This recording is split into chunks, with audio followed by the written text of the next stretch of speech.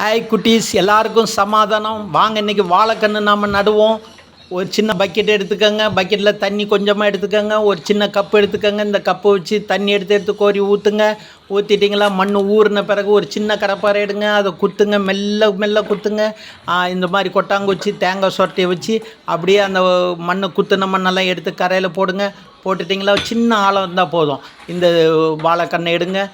பின்னாடி பாருங்கள், அடியில் பாருங்கள், அதோடைய வேர் இருக்குது. வேரெல்லாம் அறுத்துருங்க. ஒரு சின்ன கத்தி எடுத்து அறுத்துட்டு சுத்தம் பண்ணிவிட்டு அதை அப்படியே வச்சு நட்டுருங்க. நட்டுட்டு எடுத்த குழியிலேருந்து எடுத்த மண்ணெல்லாம் திரும்பி போட்டுருங்க. போட்டு நிறையா தண்ணி ஊற்றிடுங்க.